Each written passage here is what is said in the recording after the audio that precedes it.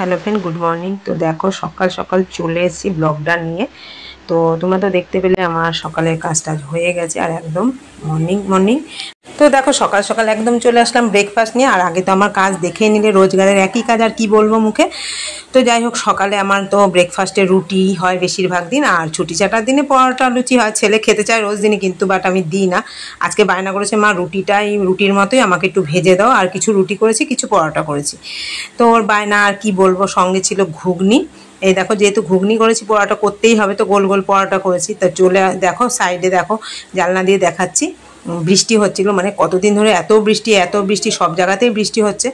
তো এখানে রেগুলারের জামা কাপড় অল্প আমি সার্ফ দিয়ে আগে ভিজিয়েছিলাম, দেখলাম আরেকটু সার্ফ লাগবে, একটু নোংরা বেশি হয়ে গেছিলো, তো আর একটু কচলে আমি এগুলো কেচে দেবো। যেহেতু বৃষ্টি বলে না, আমার মানে সারা বছরেরই অভ্যাস সকাল সকাল কেচে দেওয়া। আর বৃষ্টির দিনে তো সকাল সকাল কেচে দিতেই হয়। জলটা একটু ঝরে গেলে না ডাইনিংয়ে আমি মেলে দিই। তো ডাইনিং থেকে লাস্ট ওদের পার্মানেন্ট জায়গা হচ্ছে বেডরুমে, মানে টেম্পোরারি দড়ি টাঙায় সেখানে।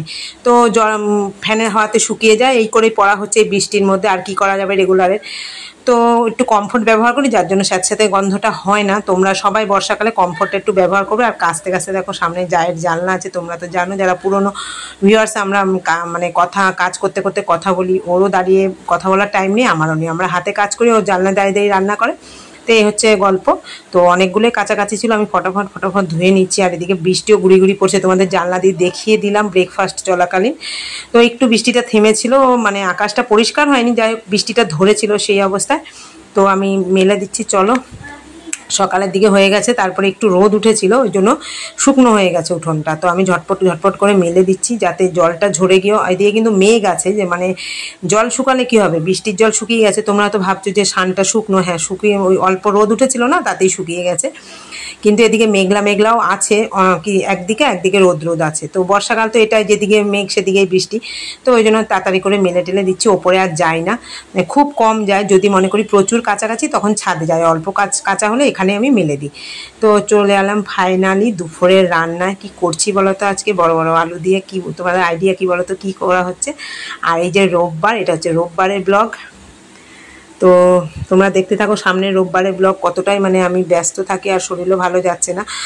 তো মেয়ে রোববারে বাড়ি ছিল, ওকে জোগাড় করে দিলে না ও মোটামুটি রান্না করতে পারে। তো আমি বলছি এই ডাটার তরকারি, মানে কুমড়োর ডাটার তরকারিটা তুই রান্না করা শেখ। কোনোদিন তো সবজি রান্না করেনি, আমি করেছে মাংস ডিম ফিম এইসব করেছে। তো আমি বলছি ডাটার তরকারিটা তুই কর। আর এখানে চিকেনটা আমি ম্যারিনেট করে রেখেছি, ও করে নিচ্ছে।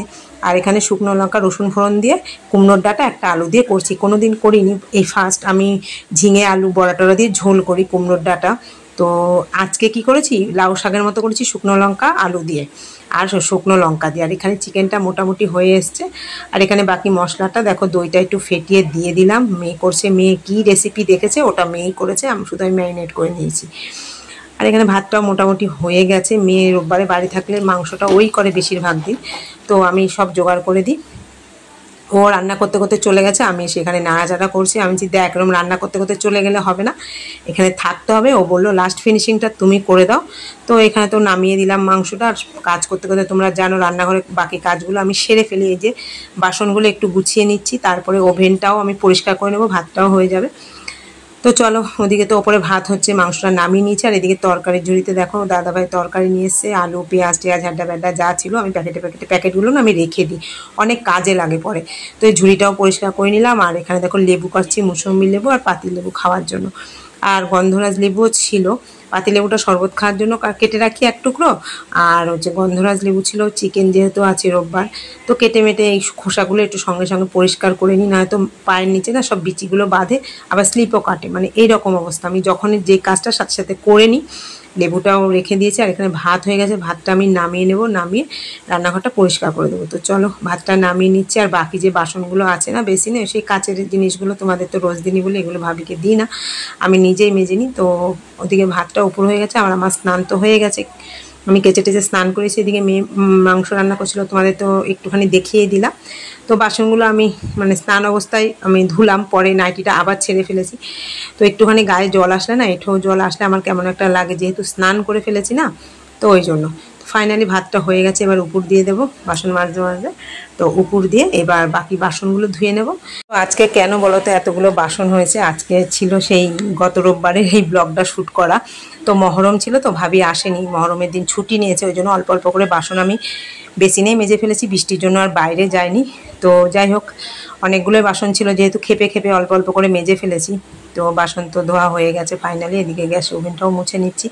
তো আমি রান্না করতে করতে রান্নাঘরে অন্য কাজও না, মানে গ্যাস মুছতে গিয়ে দেখি কি গ্যাসের পাইপটা যেখান দিয়ে, মানে গ্যাসের ওভেনের গায়ে পাইপটা গেছে সেখান দিয়ে ফেটে গেছে। মুছতে গিয়ে দেখি গ্যাসের গন্ধ বেরোচ্ছে। তো দাদাভাই মাকে বাড়ি ছিল, তো ডেকে এনে ওই জায়গাটা হ্যাসকো ব্লেড দিয়ে কেটে আবার নতুন করে পাইপ, মানে পাইপের মুখটা কেটে আবার লাগিয়ে দিলাম, আর সিলিন্ডারটা আমি সেট করে দিলাম।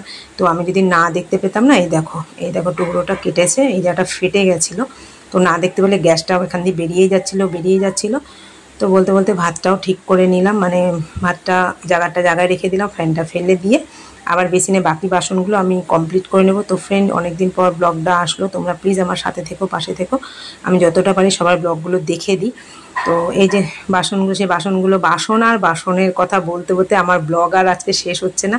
কি করব বলো, বাসন মাজ দিকে বাকি কাজগুলো আমার করতে হচ্ছে, কিছু করার নেই। ওই জন্য বাসন করতে করতে আমার ব্লগও শেষ হয়ে যাচ্ছে। তো ওদিকে বাসন কমপ্লিট করে নিচে রান্নাঘরও মুছে ফেললাম। কেমন লাগলো আজকে ব্লগটা অবশ্যই জানিও, ভালো লাগলে লাইক শেয়ার কমেন্ট করো। আর আমি যতটা পারছি তোমাদের মানে কমেন্টগুলো রিপ্লাই কমেন্ট দেওয়ার চেষ্টা করছি। তো যেহেতু ভাবি আসনি, এই যে ঠাকুরের বাসন মাজাটাও আমাকে করতে হচ্ছে। ঠাকুরের বাসনটা ঝটঝট করে মেজে নিচে দিয়ে গুঁড়ো গুঁড়ো বৃষ্টি পড়ছে। বর্ষাকালে বৃষ্টি তো কখন নেমে পড়ে কেউ বলতে পারে না। এদিকে পরিষ্কার আকাশ, কিন্তু বৃষ্টি পড়ছে, মানে বর্ষাকালের মেঘ, যেখানকার মেঘ সেখানে বৃষ্টি, সবাই জানে। তো ঠাকুরের বাসন টাসন ধুয়ে চলে গেছে একদম আবার নাইটিটা চেঞ্জ করতে, গাটা ধুতে। যেহেতু সকাল সকাল অনেক চান করেছি না কেটে অনেক সকালে, ওই জন্য আবার নাইটিটা চেঞ্জ করে আরেকবার মাথা টাথা ধুয়ে এসেছি। যেহেতু গরমকাল, দুবার মাথা মানে ভেজালেও কোনো ব্যাপার না। তো একটু মাথাটা আঁচড়ে ফ্রেশ হয়ে সিঁদুর টিঁদুর পরে একদম ব্লগটা আমি শেষের মুখে, তোমরা দেখতে থাকো। একটুখানি অ্যালোভেরা জেলটা মেখে নিই, কেননা মুখ টানে ঘামে, যেহেতু নাইটি দিয়ে মুখ মুছি তো খসখসে হয়ে যায়। তো আর খেয়াল থাকে না কতটা জোরে মুছবো কি কতটা আস্তে মুছবো। তো চলো, দেখতে দেখতে আমার সিঁদুর পরাও হয়ে গেছে, আর চুল তো পুরো ভেজা। আর কি কি রান্না করেছি চলো একটু তোমাদের সঙ্গে শেয়ার করি। তো এটা হচ্ছে দেখো সেই কুমড়ো ডাঁটা চচ্চড়ি, এটা সে চিকেন। আর ভাত তো সবাই করে জানো, ভাত আর কি দেখাবো। আর এখানে সে মৌসুমি লেবুগুলো কেটে রেখেছি। আর এই দেখো দাদা আর ছেলে ওপরে খাচ্ছে, আর আমি আর মেয়ে নিচে খাচ্ছি। তো নিচে বসে খাওয়ার মজাটাই আলাদা, টিভি দেখছি।